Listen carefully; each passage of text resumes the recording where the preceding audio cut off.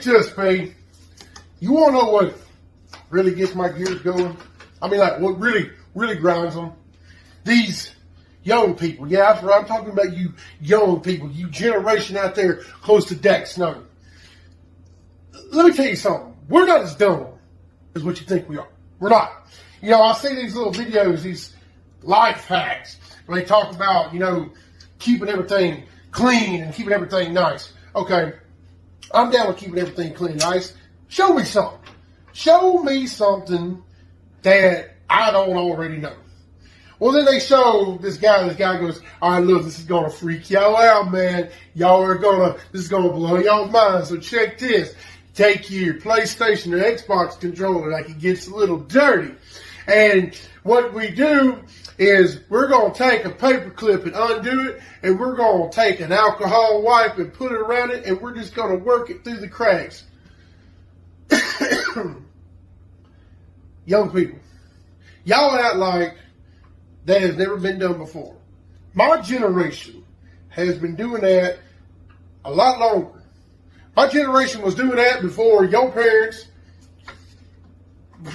wasn't even out of high school yet. All right? I was doing that when I was 8. All right? Let me explain something else to you. You know, y'all sit there and y'all can do all these little nice, wonderful things with these laptops and these tablets and everything like that. And some of us older people may not know how to do it. Let me ask you something.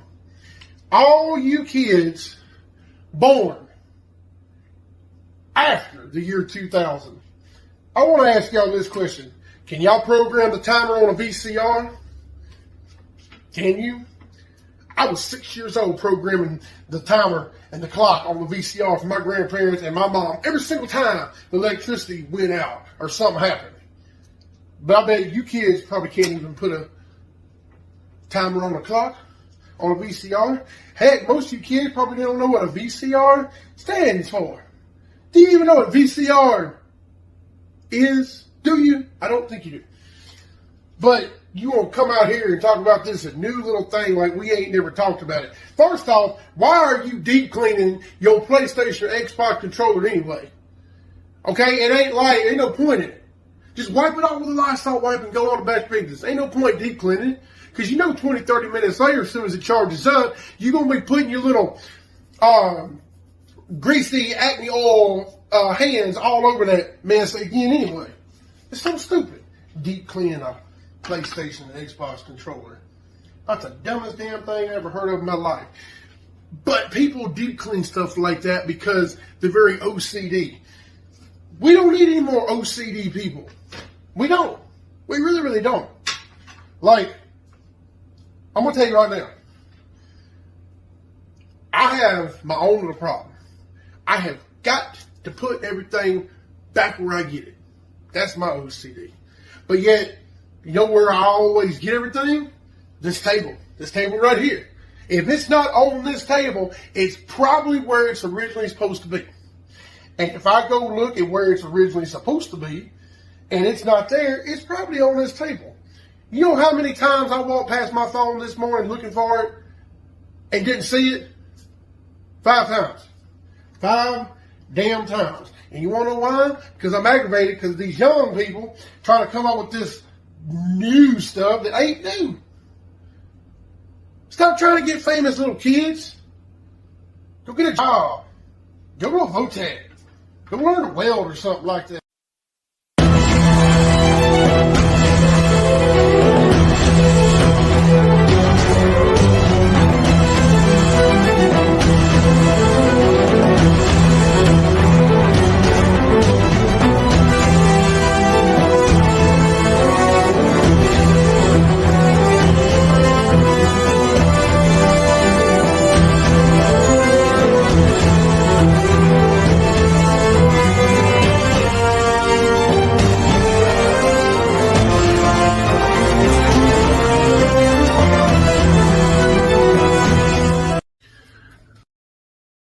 Now, ladies and gentlemen, I want y'all to pay attention to this next little skit. As it transpires, I want you to watch, and you can literally see every single time something gets said,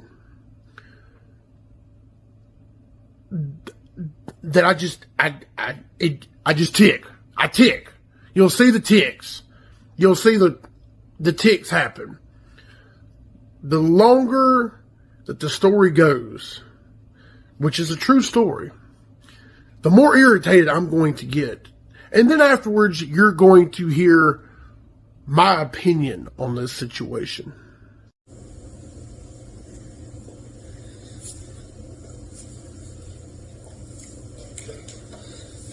So for the last couple of days, my daughter's dad has been more of an asshole than usual, and just out the blue. Well, he was supposed to have her all weekend. You see that? You see that right there? You see that?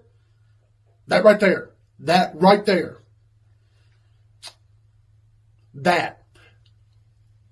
That's when my heart started pumping. Right there. That is when the tick really just pinched my nerve. And he started with this one to bring her back early shit again. Nothing new. Well, last night she got kind of sick, and apparently she threw up some last night. He kept wanting me to come up there at 2 o'clock in the morning. I'm like, Jacob, I can't come up there. I don't have any gas at 2 o'clock in the morning. I was like, is she still throwing up? No, she's fine. She's laying here. Cool. Well, he called me back at 5 o'clock. Is she sleeping? Do you think she's okay? Yeah. Well, he just called me. He's supposed to meet me at 12:30 in Whitfield. And he's like, why don't you go ahead and head this way? And I'll give you gas to come all the way to Ruston and get her. And I was like, okay. He's like, but let me guess, you're in Gina, aren't you? And I'm like, Gina? No, why? Why would I be in Gina? Oh, I figured you were over there with your boyfriend. Like, really? So apparently you're my new boyfriend.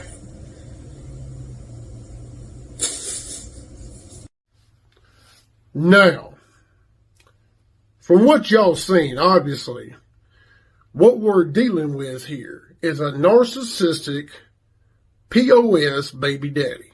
And there's millions of them around the country. I don't know what aggravates me worse. The fact that this man is railroading this poor young lady, or the fact that he just wants to go ahead and assume everything. He literally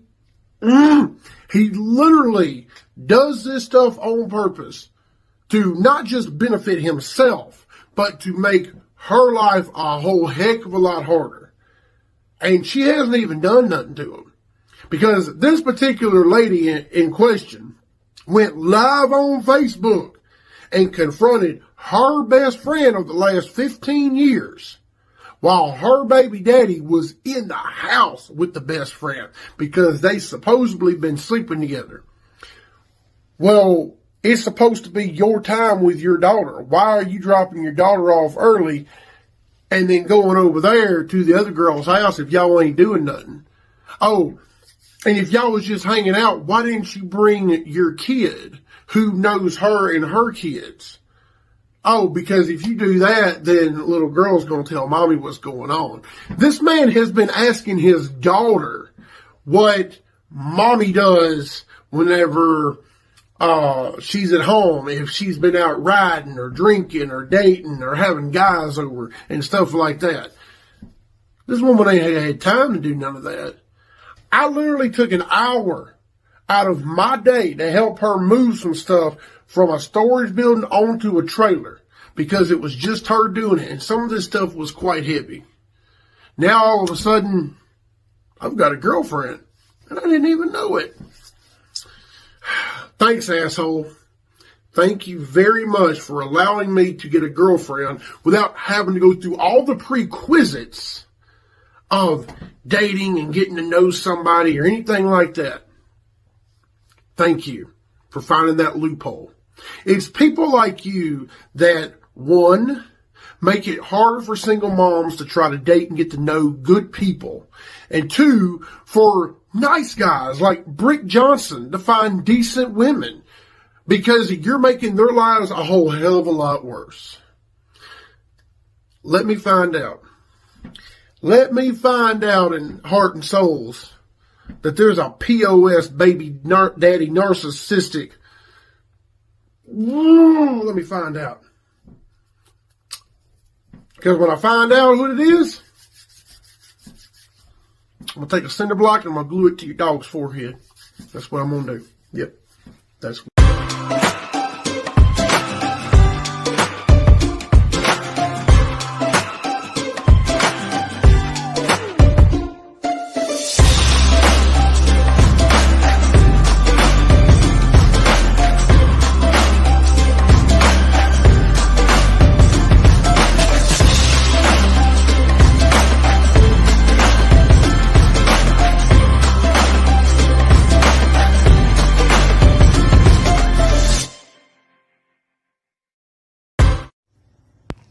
No, you've reached the Tinman. I'm not answering the phone. You know what you got to do. Leave a message, and I might get back to you, but probably won't.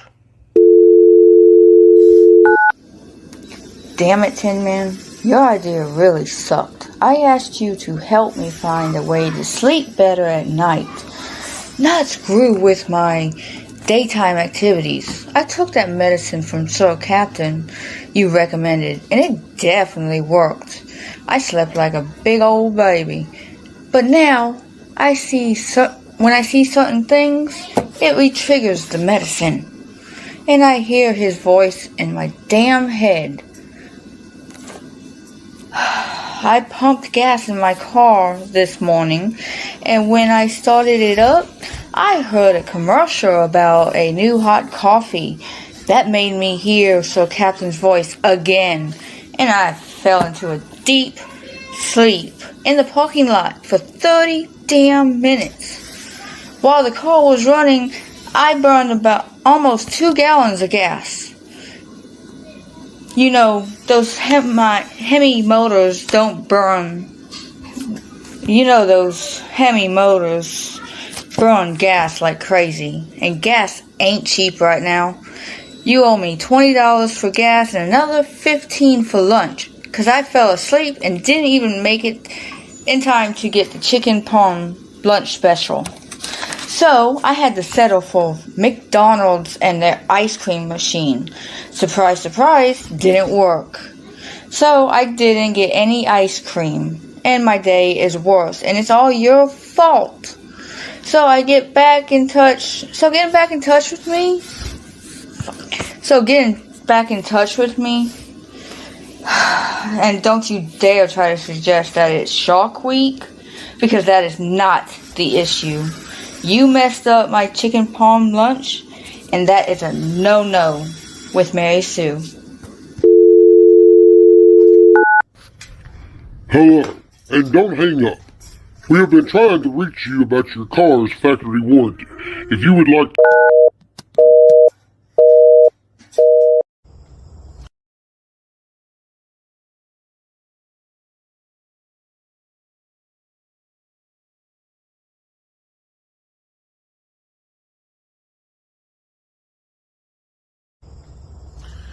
Okay, everybody, we're going to do a little bit of a story time here. And it's not going to be with the storyteller, it's going to be with the Tinman.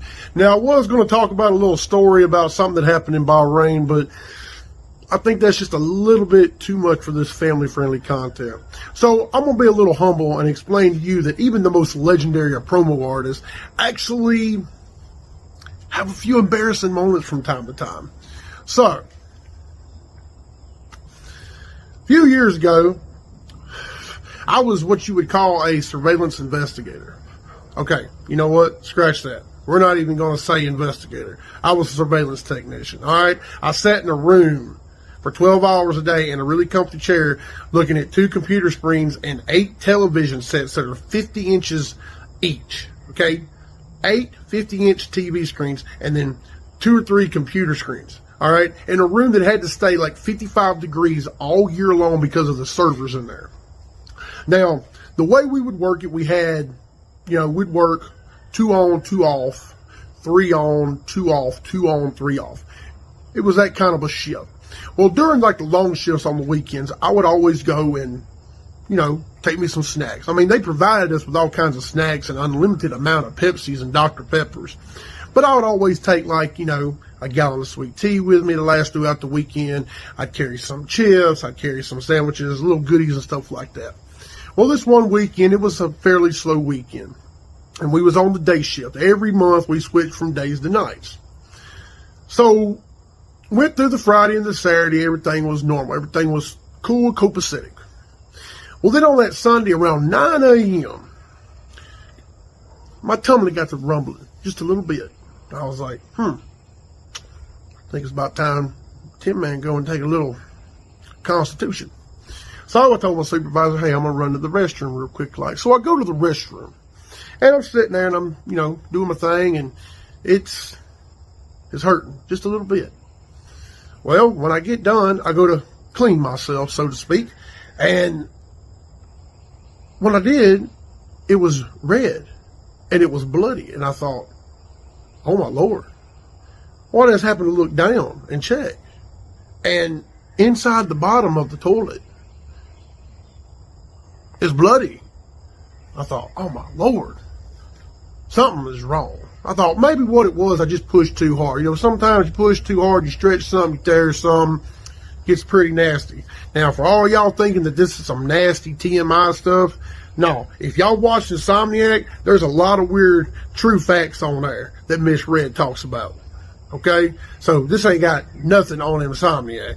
This is some true weird stuff that might give you nightmares. But anyway, so I got done with that. I didn't think nothing about it. I went on about the day. About 2 hours later, I had to go to the restroom again. Same result. Well, about 2 hours after that, I was like, man, something is wrong with my stomach. My stomach is hurting. My butthole's hurting. Every time I wipe, there's blood. I didn't know what was going on. Like, I thought, like, something was bad. I had to go and talk to the EMT and ask him, like, what could be wrong? He said it could be a hemorrhoid. You could have stretched something. I honestly had no idea. I had no idea what was going on. I really didn't. So I was kind of panicky at this point, right? So I'm sitting there thinking, okay, if I go to the bathroom again, and this happens again, if I can make it, because at this point, it's already 3:30, 4 o'clock in the afternoon. I've got to make it like 3 more hours. If I can make it 3 more hours, then what I'm going to do is I'm going to go on ahead and just go to the doctor, go to urgent care, something. Tinman got to have some relief. I got to figure out why is it every time I have a bowel movement, there's blood coming out. So I'm sitting there, right? And I was like, okay, just relax, drink some water, maybe everything, maybe it's nothing. Maybe it's nothing. But the whole time my brain's just grilling, like, what's going on? Like, bloody stools is not something to laugh about. It could be a very, very, very serious thing. So I'm sitting there and I'm thinking about it. I'm just trying to go normal. I'm trying not to say anything because I don't want anybody to know what's going on, because even though it may be a serious thing, it is kind of embarrassing to know that you're pooping blood. So I'm sitting there and I'm watching the monitors. I'm doing reports. I'm catching up on my work and everything like that. Just trying to get through the day. And I'm sitting there and I'm drinking my water and I'm eating my snacks. And as I'm eating my snacks, I reach into the bag of chips. And as I go to put a chip in my mouth, I look at it. And I notice that the resemblance on that chip looked very, very, very familiar. And then I realized at that point in time, what was going on with me was the chips, the way they were digesting in my stomach. Because see, that entire weekend, I had been eating on a big bag of the Flamin' Hot Cheetos. Now, Flamin' Hot Cheetos has cayenne pepper and all kinds of other little spices on it that makes it really hot. That entire weekend I was eating on that chips, it worked through my digestive tract. And what was coming out was not blood, but pure cayenne seasoning. That was the reason why it burned, and that was the reason why it was so wet. Once I realized that, I was like, "Ooh, thank you, Lord, thank you, Lord." I wasn't dying. I didn't have a hemorrhoid. There was nothing wrong. It was just the fact that I ate too many Flamin' Hot Cheetos. So I guess the moral of the story is watch what you eat. And if you do eat something that can cause some problems in your tummy, make sure you do it at a very small rate. Now, that does not mean I stopped eating Flamin' Hot Cheetos. Nope, that's not what I did. What I started doing, I started minimizing what I would get. I would put them in little bitty Ziploc bags, and I would do it a little bit at a time. But for about a good 8 hours there, I thought something was seriously wrong with me. But there you go. There's your humble lesson from the day from the Tin Man.